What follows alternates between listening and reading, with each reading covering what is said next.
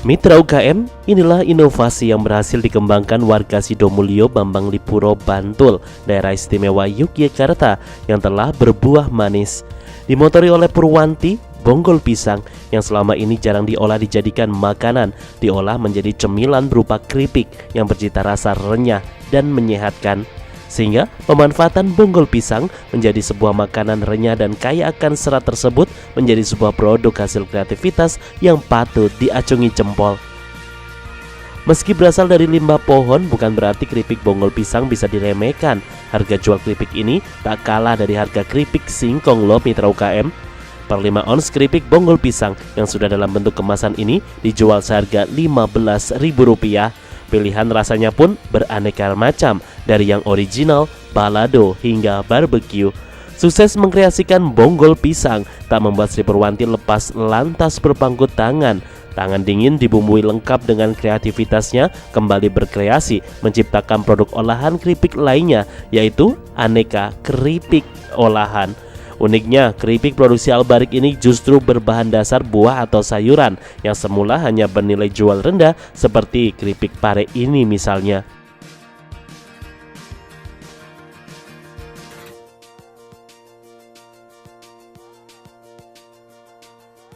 Pare termasuk salah satu jenis sayuran yang harga per kilogramnya hanya dihargai Rp3.000 saja saat ini. Termasuk kategori murah untuk komoditas harga sayuran. Namun berkat kreasi Purwanti, pare disulap menjadi salah satu cemilan yang bernilai jual tinggi dan rasanya menggugah selera.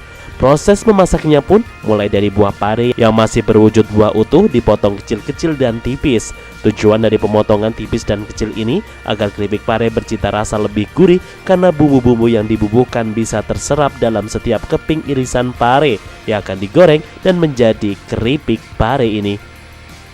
Kemudian irisan pare dimasukkan ke dalam adonan dan digoreng hingga matang merata.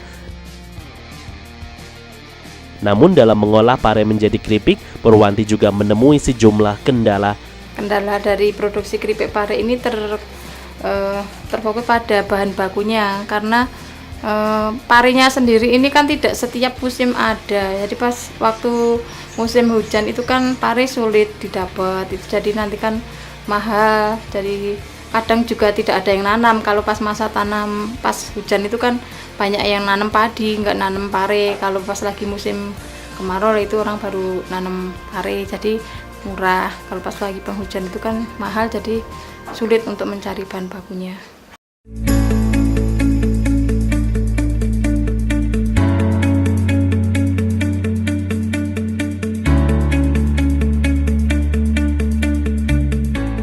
Awalnya cemilan-cemilan kreasi ibu-ibu di Dusun Ponggo, Bantul ini hanya dipasarkan dengan sistem door to door alias dari pintu ke pintu, serta sebagian dititipkan ke toko-toko terdekat.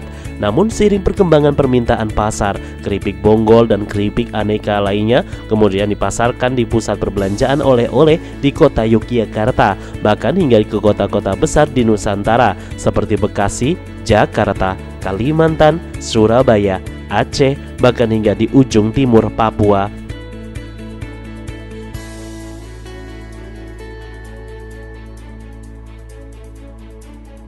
Selain itu, keripik Albarik juga menerima reseller atau penjual yang akan membantu memasarkannya.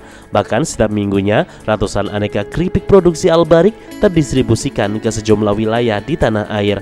Di setiap bulannya, lebih dari puluhan juta omset yang berhasil dikantongi oleh Albarik ini. Dalam mengembangkan usahanya, pemasaran keripik dan rempeyek Albarik kini telah memasuki mancanegara dengan memanfaatkan fasilitasnya. Untuk pemasaran, mengantarkan produk-produk ke agen-agen ataupun ke toko, atau bahkan mungkin ketika mengirimkan produk ke biro jasa pengiriman paket itu, Mas. Terus kemudian saya juga membantu dalam pengelolaan pemasaran melalui IT atau internet, yang alhamdulillah dengan internet ini juga sangat membantu, sangat mendukung berkembangnya keripik bonggol pisang Albarik ini. Alhamdulillah dengan internet, dengan kartu nama, dengan memperluas jaringan dengan berbagai instansi pemerintah, usaha ini akan tambah berkembang, tambah maju, dan semakin kesini semakin banyak yang meminati, semakin banyak yang berkunjung ke tempat kami.